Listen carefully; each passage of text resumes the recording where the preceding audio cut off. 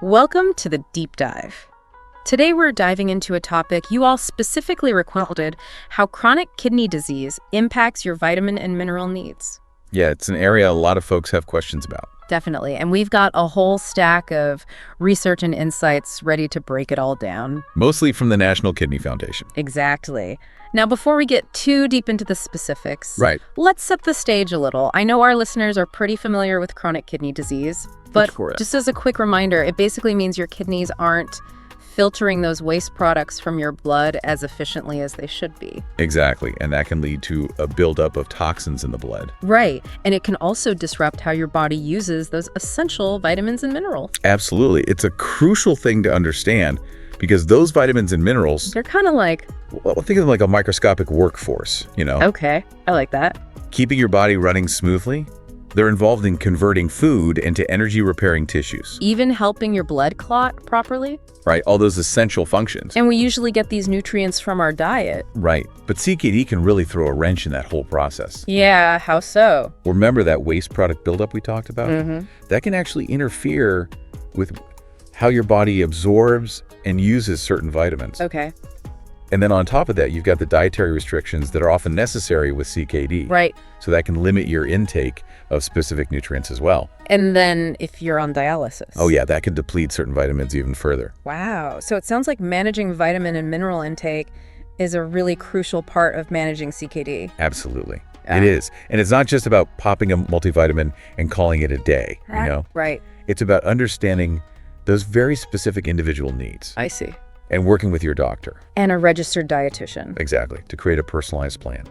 So let's dive into some of these specific vitamins and minerals that people with CKD really need to pay close attention to. Sure. Where do we even begin? Well, the B vitamins are always a good place to start. Okay. They're crucial for energy production and red blood cell formation, both of which can be compromised by CKD. You mentioned red blood cells. That makes me think of anemia, which I know is a common problem for people with CKD. It is, yeah. It's a frequent companion of CKD. And it's not just a simple shortage of red blood cells. Yeah. It's a little more complicated than that. Okay. So in CKD, the kidneys often don't produce enough of a hormone called erythropoietin. Erythropoietin. Yeah, it's essential for red blood cell production. Got it. And that's where those B vitamins come in, specifically B6, Okay. B12, and folic acid. They work alongside iron to help support red blood cell formation. And combat anemia. Exactly. So if someone with CKD is anemic, would they automatically need iron supplements? Not necessarily. While iron is super important for those red blood cells, it's important not to self-medicate. Right. Your doctor needs to determine if you actually need iron supplements. And the right dosage. Exactly. And remember, too much iron can actually be problematic, especially with CKD. So it's all about that personalized approach. Absolutely. Speaking of personalized care, let's move on to vitamin C. Okay. Most people think of vitamin C and they think immunity. Right. But it also plays a vital role in tissue health and wound healing, Interesting. both of which are really important considerations when you have CKD. So does everyone with CKD need to take vitamin C supplements then? Not necessarily. Again, it really depends on your individual situation. Okay. Your doctor might prescribe vitamin C if they feel you need it, but it's not something to just take on your own. Got it. In fact, high doses of vitamin C can actually lead to a buildup of oxalates, which can be harmful for people with CKD. So again, working with your doctor to find that balance. Exactly. Now, I know that vitamin D and calcium are often mentioned together, especially when talking about bone health. Yes. What's their connection to CKD? Well, they're a crucial pair, especially for people with CKD. Okay. CKD can disrupt your body's ability to activate vitamin D. Which is needed to absorb calcium. Exactly, and both vitamin D and calcium are crucial for strong, healthy bones. And that becomes even more important when you have CKD. Absolutely, why is that? Well, why is bone health such a concern for people with CKD? CKD can lead to a condition called renal osteodystrophy. What was that? Renal osteodystrophy. It's where your bones basically become weak and brittle. Oh, wow. Yeah, and this is partly due to that disruption in vitamin D activation that we talked about, but also because CKD can affect how your body handles calcium and phosphorus. Phosphorus, that's another mineral we hear a lot about with CKD. Yes. Why is it such a big deal? Well, phosphorus is essential for many bodily functions, but when your kidneys aren't filtering properly, it can build up in your blood. Okay. And here's the thing, that excess phosphorus can actually pull calcium out of your bones. What? Yeah, further weakening them. Oh, wow. So it's a double whammy for bone health. It is. So how do you even manage high phosphorus levels? It often involves a combination of dietary changes and medication. Your doctor might prescribe medications called phosphate binders. Phosphate binders? Yeah, they work by binding to phosphorus in your gut, preventing it from being absorbed into your bloodstream. So they intercept the phosphorus before it can cause trouble. Exactly. And this is where working closely with a registered dietitian becomes super important. I bet. They can help you create a meal plan that limits your phosphorus intake, but still gives you all the other nutrients you need. Right. So managing phosphorus is a real balancing act. It definitely is. And it just highlights why having that open communication with your healthcare team is so crucial. They can help you navigate all those complexities and figure out what works best for you.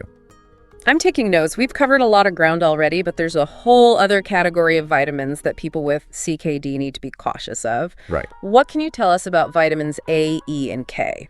So unlike the B vitamins we talked about, vitamins A, E, and K are fat soluble. Meaning? Meaning your body stores them rather than just excreting the excess amounts. Oh, I see. And when your kidneys aren't functioning optimally, they have trouble removing those fat soluble vitamins. So they build up. Exactly, which can cause problems over time. So what's the bottom line for our listeners when it comes to those vitamins? Simply put, don't take vitamins A, E, or K without checking with your doctor first. Okay. They can assess your needs and determine if it's safe and necessary. I'm sensing a theme here. Don't self-medicate. You got it.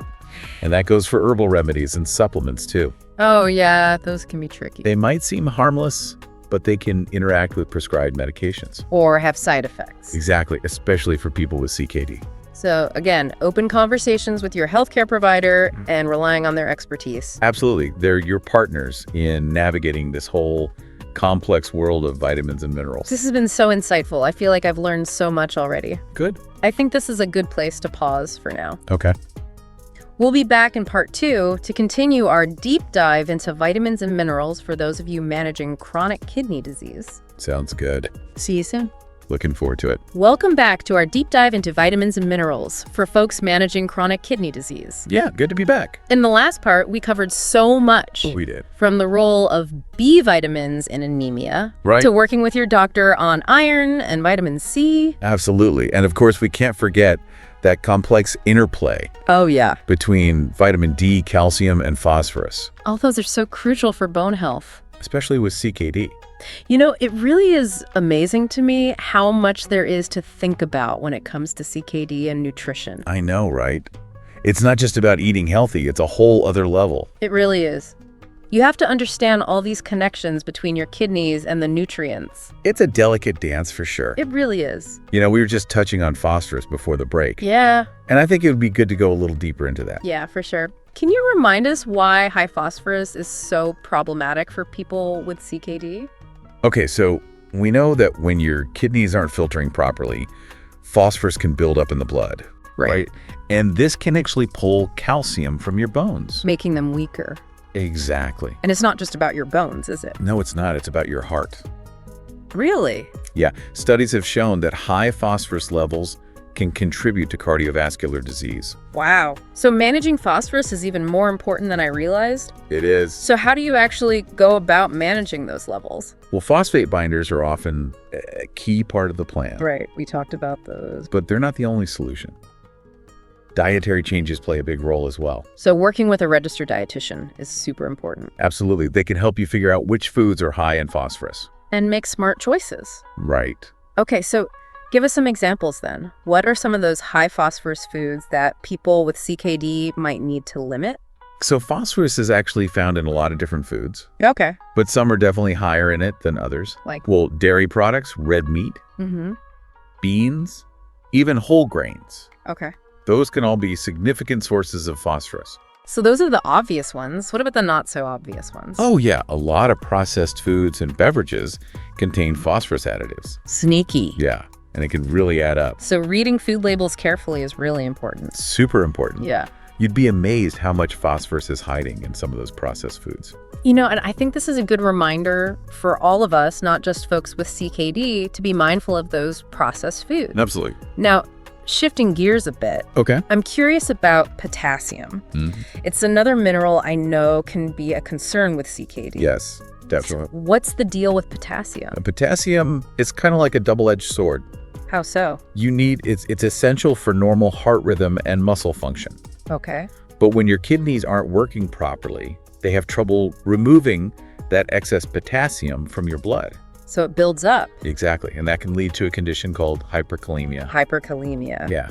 That sounds serious. It could be very dangerous. So you need potassium, but too much of it is a problem. Yeah. It's all about balance. Finding that sweet spot. Exactly. Getting enough potassium to support your body, but not letting it build up to dangerous levels. So how do you strike that balance? Is it similar to phosphorus with diet and medication? That diet plays a huge role in managing potassium levels.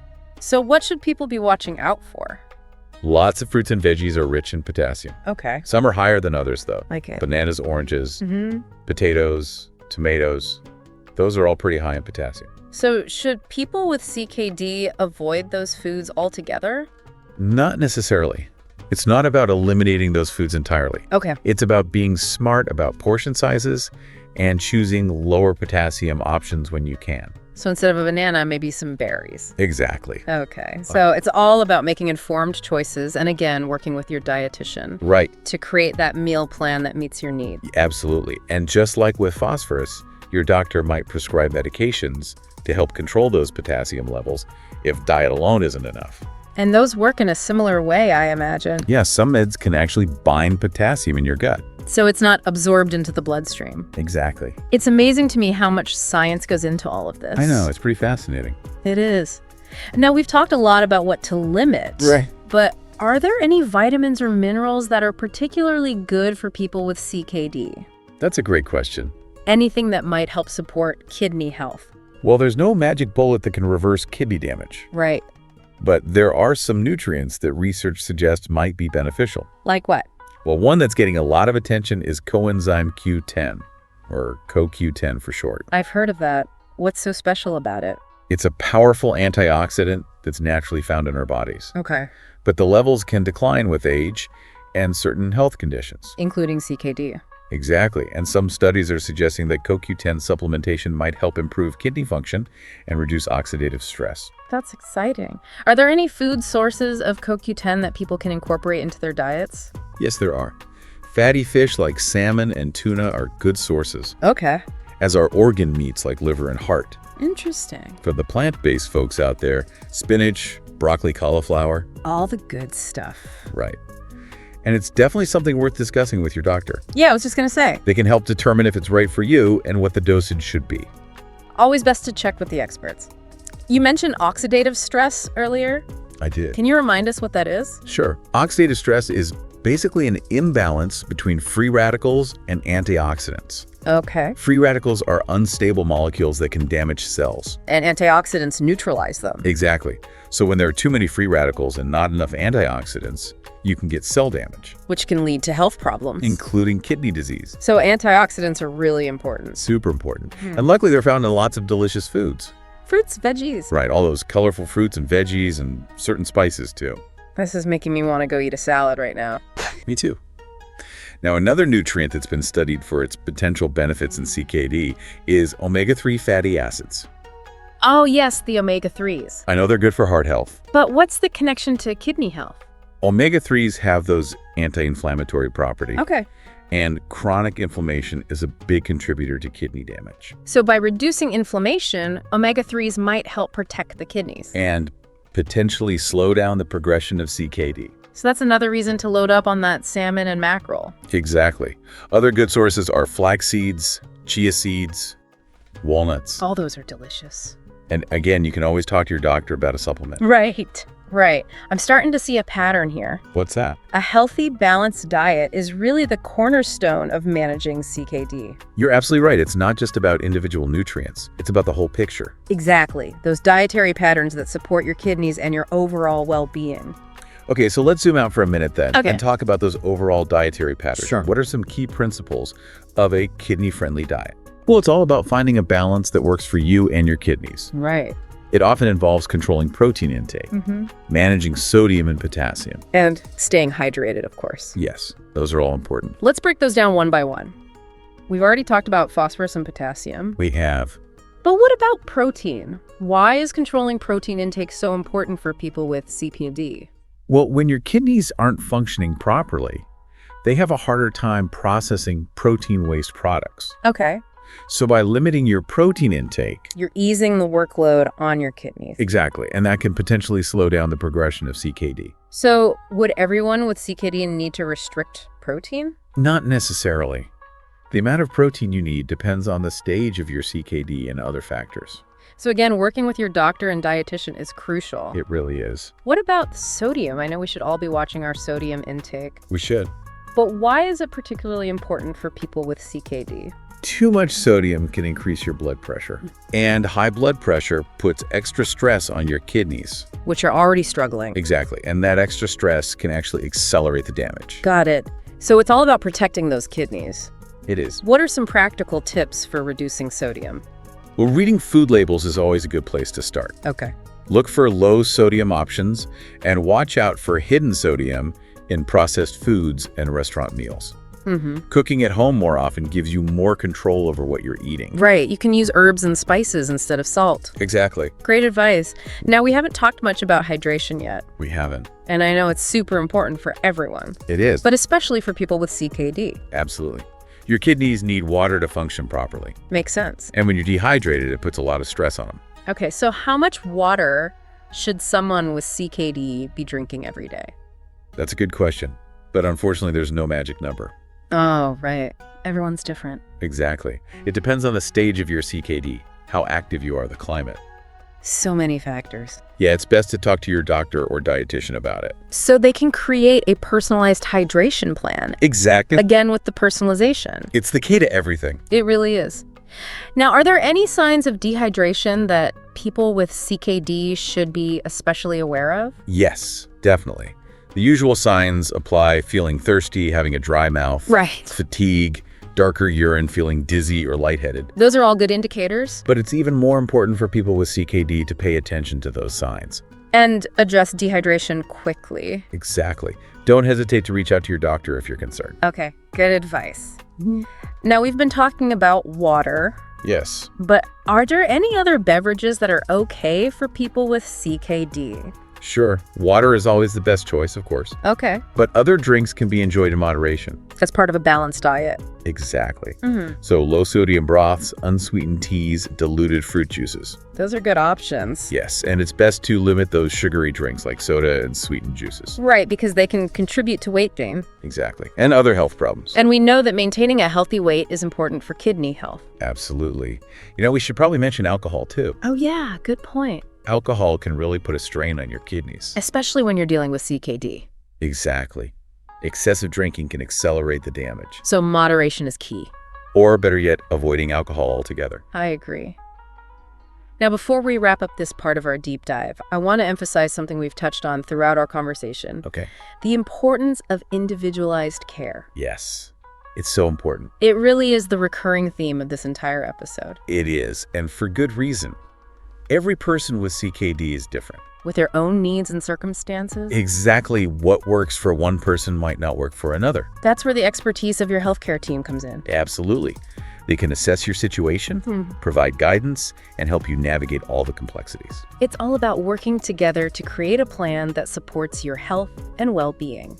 It really is. Teamwork makes the dream work. I love that. This has been incredibly insightful. Good. I'm glad to hear that. I feel like I've learned so much already. Me too. And I think this is a good place to pause for now. Okay. We'll be back in part 3 to wrap up our deep dive into vitamins and minerals for folks with chronic kidney disease. Looking forward to it. See you soon. Welcome back to the deep dive. We're wrapping up our exploration of vitamins and minerals in the context of chronic kidney disease.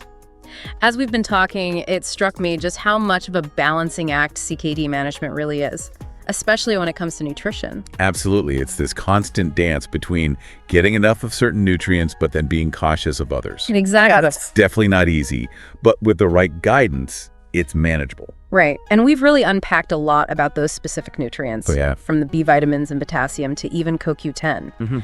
But before we wrap up this deep dive, there's one more essential aspect of CKD management that I want to make sure we cover: hydration.